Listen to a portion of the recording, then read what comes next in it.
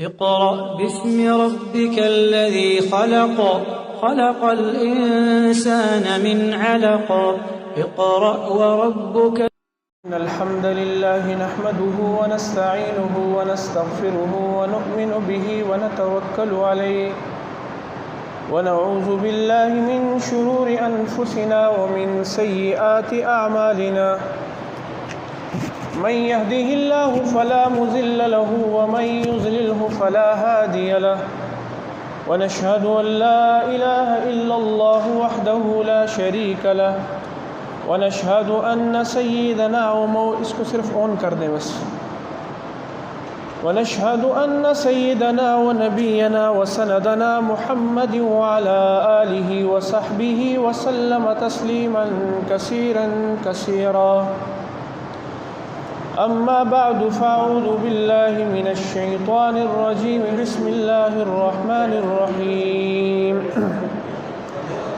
يا أيها الذين آمنوا كتب عليكم الصيام كما كتب على الذين من قبلكم لعلكم تتقون صدق الله العظيم وصدق رسوله النبي الكريم وقال النبي صلى الله عليه وسلم من صام رمضان إيمانا واحتسابا غفر له ما تقدم من ذنبه وما تأخر او كما قال علیہ الصلاۃ والسلام. حضرات محترم، اللہ رب العزت نے قرآن مجید کی اس آیت میں رمضان المبارک کے حوالے سے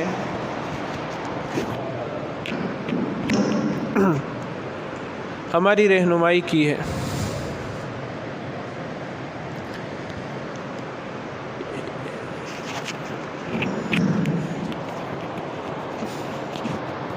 یہ قرآن مجید کی آیت سورہ بقرہ کی 183 آیت نمبر ہے. اللہ رب العزت ارشاد فرماتے ہیں، اے ایمان والو، اے وہ لوگوں جو اللہ پر ایمان لائے ہو، کتب علیکم الصیام، اللہ تعالیٰ نے تم پر روزوں کو فرض کر دیا. اور یہ روزے رکھنا صرف تمہارا فریضہ نہیں ہے، تمہارا کام نہیں ہے، تم سے پہلے لوگوں نے بھی کیا کیے ہیں؟ روزے رکھے ہیں. کما کتب علی الذین من قبلکم. روزے کا ثمرہ کیا ہے؟ آواز نہیں آ رہی جی؟ قاری صاحب سپیکر نہیں چل رہے، یا یہ پنکھے بند کر دو، اتنی زیادہ گرمی نہیں ہے، ایک دو چلنے تو باقی بند کر دیں. اور یہ روزے رکھنا صرف امت محمدیہ کا خاصہ نہیں ہے، بلکہ اللہ رب العزت نے اس سے پہلے امتوں پر بھی روزے کی ذمہ داری عائد کی ہے. اور اس کا ثمرہ کیا ہے؟ تاکہ تمہارے اندر تقوی پیدا ہو جائے، تمہارے اندر اللہ کا خوف پیدا ہو جائے.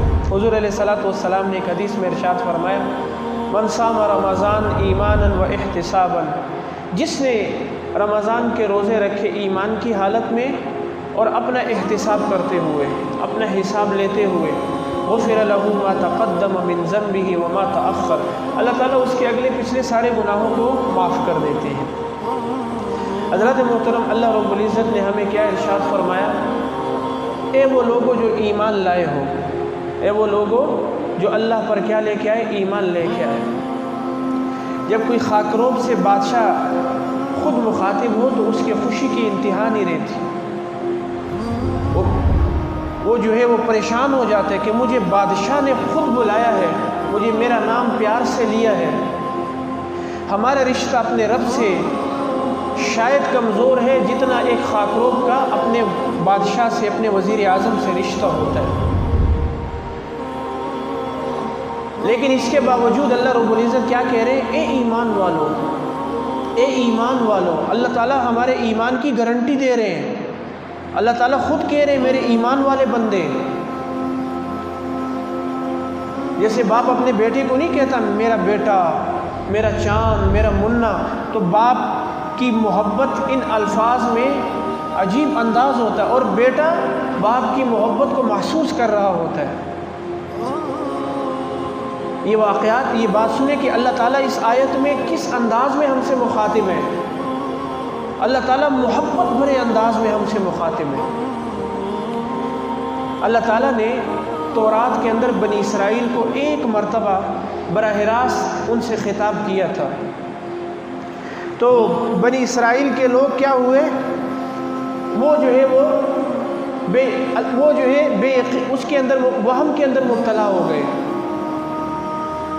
اور کیا کہنے لگے، نحن ابناء اللہ و احباؤہ، ہم تو اللہ کے بیٹے ہیں۔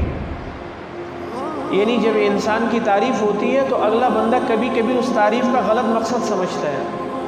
تو بنی اسرائیل کے لوگ کیا کہنے لگے، نحن ابناء اللہ و احباؤہ، ہم تو اللہ کے بیٹے ہیں، ہم تو اس کے چنے ہوئے ہیں، ہم تو اس کے پسندیدہ ہیں۔ حضرات محترم، اگلی بات سن کر آپ حیران ہوں گے، اللہ تعالیٰ نے ایمان والوں کو قرآن مجید میں 88 مرتبہ خطاب کیا ہے۔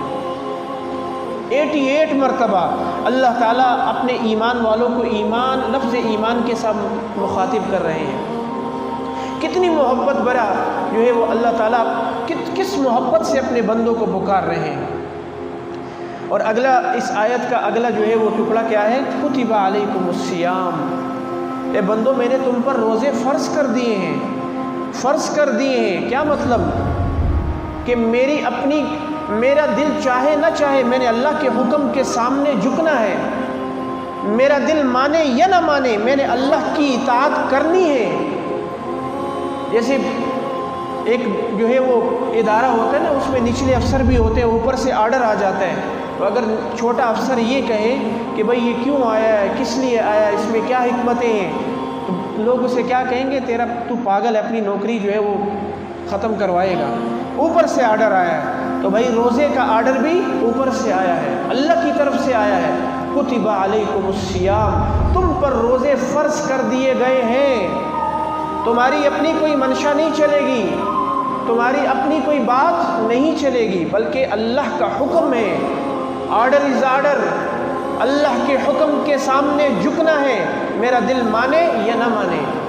اس لیے حضرات محترم، دنیا کا دستور ہے، دنیا کا اصول ہے، جو جس چیز کے لیے جتنی قربانی دیتا ہے اس کی محبت اس چیز کی محبت اس کے دل میں پیوست ہو جاتی ہے۔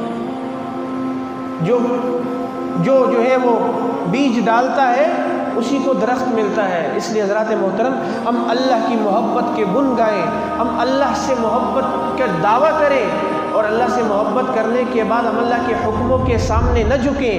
حضرات محترم، یہ اللہ سے محبت کا دعویٰ اسی مجنوں کی طرح ہے جو ہے وہ چوری کھا جاتا تھا، اور جب خون کی باری آئی تو کہنے لگا خون دینے والا مجنوں آگے بیٹھا ہوا ہے۔ تو حضرات محترم، اللہ تعالیٰ ہم سے براہ راست مخاطب ہے، براہ راست ہمیں کیا کہہ رہے، اے ایمان والو، یا ایھا الذین آمنوا کتب علیکم الصیام، تم پر روزے فرض کر دیے گئے ہیں۔ حضرات محترم، اللہ کے حکم کے سامنے، اللہ کی منشا کے سامنے اللہ کی محبت کا تقاضا یہ ہے کہ جو ہمیں اللہ کے ہم اس کے حکم کے سامنے جھک جائیں۔ اللہ کی محبت کا تقاضا یہ ہے کہ اللہ نے جو حکم نافذ کر دیا، ہم پر فرض کر دیا، جو ذمہ داری ہم پہ عائد کر دی، میری اپنی کوئی منشا اس میں نہیں ہونی چاہیے۔ میرا دل مانے یا نہ مانے، میں نے اللہ کے حکم کے سامنے جھکنا ہے، میں نے اللہ کے حکم کے سامنے اپنے آپ کو رکھنا ہے۔ اس پر کیا ملے گا؟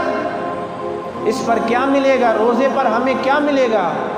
اللہ رب العزت نے حدیث قدسی براہ راست اللہ کی ذات کی طرف سے نکلی ہوئی بات ہوتی ہے۔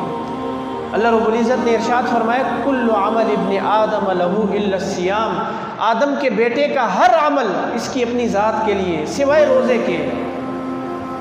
آدم کے بیٹے کا ہر عمل اس کی اپنی ذات کے لیے سوائے روزے کے۔ فإنہ لی، روزہ میرے لیے ہے، وأنا أجزى بہ، اور روزے کا عمل میں خود ہوں، روزے کا عمل، روزے کا بدلہ میں خود ہوں۔ حضرات محترم، جس عمل کا بدلہ اللہ کی ذات بن جائے، بندے کو کیا چاہیے؟ آپ مجھے یہ بات بتائیں، جس عمل کا بدلہ اللہ کی ذات بن جائے تو بندے کو ضرورت کیا ہے کہ بھائی اس سے بڑی کامیابی جس کو اللہ مل گیا اسے دنیا کی کسی چیز کی ضرورت نہیں ہے۔ ایک بادشاہ کا واقعہ سنا کے اس بات کی اور تائید کروں گا کہ بھائی اللہ تعالیٰ عمل کے بدلے میں خود ملتے ہیں، اس پر واقعہ سناتا ہوں۔ ایک بادشاہ تھا، اس کی بیویاں زیادہ تھیں، تو ایک بیوی سے بڑی محبت کرتا تھا، تو باقی بیویاں چونکہ سوکنے ہوتی ہیں، جیلس ہوتی ہیں، تو بڑی کہتی تھی کہ آپ اس سے کیوں زیادہ محبت کرتے ہیں۔ خیر بادشاہ جو ہے وہ ان کی بات کو جواب نہیں دیتے تھا، کہا کہ موقع آئے گا پھر میں جواب دوں گا۔ ایک دن بادشاہ نے کہا آج میرے خزانے کے دروازے کھلے ہیں، جس کو جو چاہیے میری بیویوں میں سے لے لیں۔ بیویاں خوش، کوئی جو ہے وہ ہیرا لے رہا ہے، کوئی موتی لے رہا ہے، کوئی جواہرات لے رہا ہے، کوئی سونا لے رہا ہے، لیکن یہ جو بیوی جس سے زیادہ محبت یہ خاموش کھڑی ہے، اور یہ ساری بیویاں اس کو کیا کریے، بے وقوف ہے، تو احمق ہے۔ آج تو بادشاہ نے خزانہ کھولا ہے اور تو کچھ لے ہی نہیں رہی۔ پھر بادشاہ نے خود پوچھا کہ تجھے کسی چیز کی ضرورت نہیں ہے؟ تو کہنے لگی بادشاہ سلامت، آپ کا سوال یہ ہے کہ آج جس کو جس چیز کی ضرورت ہے میں اسے وہ چیز دوں گا۔ کہا ہاں میں نے یہ بات کی ہے۔ تو وہ گئی فوراً بادشاہ کے کندھے پہ ہاتھ رکھ دیے کہ مجھے تو آپ کی ضرورت ہے۔ جس کو بادشاہ مل جائے اسے خزانے بھی مل گئے، اسے سب کچھ مل گیا۔ حضرات محترم، جسے اللہ مل جائے اسے سب کچھ مل جاتا ہے، اسے کسی چیز کی ضرورت نہیں ہے۔ کتب علیکم الصیام کما کتب علی الذین من قبلکم، اور یہ روزے صرف تم پر فرض نہیں کیے گئے، تم سے پہلے لوگوں پہ بھی روزے فرض کیے گئے، تم سے پہلی امتوں میں بھی روزے فرض کیے گئے، تم سے پہلے نبیوں کی شریعتوں میں بھی روزے اسی طرح فرض تھے۔ حضرات محترم، ہمارے نبی امی ہیں، نبی امی ہے۔ امی کا مطلب کیا ہوتا ہے کہ جس نے کسی کے سامنے بطور شاگرد کے تعلیم حاصل نہ کی ہو۔ نبی کسے کہتے ہیں کہ جس نے کسی استاد کے سامنے بطور شاگرد کے تعلیم حاصل نہ کی ہو، تربیت حاصل نہ کی ہو۔ نبی کا استاد براہ راست اللہ کی ذات ہوا کرتی ہے، نبی کا استاد اللہ کی ذات ہوا کرتی ہے، تو اللہ جس کی تربیت کرے وہ نبی ہوا کرتا ہے۔ حضور علیہ الصلوۃ والسلام ہمیں یہ تعلیم 1450 سال پہلے دے رہے ہیں۔ اللہ کے نبی یہ تعلیم ہمیں 1450 سال پہلے دے رہے ہیں، اور کیا ارشاد فرما رہے ہیں؟ اللہ کے نبی کیا ارشاد فرما رہے ہیں کہ روزے تم سے پہلی امتوں میں بھی فرض کیے گئے۔ متوجہ ہو جائیں، بات سنیں ذرا۔ حضرات محترم، 1400 سال کے بعد آپ کی ریسرچ ٹیم اس بات کا اقرار کرتی ہے، اور انسائکلوپیڈیا کے عنوان سے برناٹکا کے اندر جو ایک تجویز سامنے آئی، انہوں نے اس بات کا اقرار کیا ہے کہ ہمارے پاس جو تجویز آئی ہے اور جو عنوان کے اندر جو الفاظ انہوں نے لکھے ہیں، اس الفاظ کا جو ہے وہ الفاظ یہ ہے کہ سابقہ جتنے بھی نبی گزرے ہیں ان سب کی شریعتوں میں روزے فرض تھے، ضروری تھے۔ میرے نبی، آپ کے نبی کی صداقت آج ان لوگوں کے سامنے آ رہی ہے، اور ہمارے نبی 1450 سال پہلے جس بات کی صداقت بیان کر رہے ہیں، یہ لوگ آج وہاں تک پہنچ رہے ہیں۔ حضرات محترم، آپ مجھے یہ بات بتائیں، جس نبی کی پیشن گوئیاں 1400 سال پہلے سچی ثابت ہو، اور آج کی ریسرچ ٹیمیں اس کو آج ثابت کرنا چاہیں، اس نبی کی صداقت میں کوئی شک ہو سکتا ہے؟ اللہ کے نبی ہمیں 1400 سال پہلے ارشاد فرما رہے کہ روزہ صرف میری امت کا خاصہ نہیں ہے، اللہ نے پہلی امتوں کو بھی روزے جیسی خاصیت عطا فرمائی ہے۔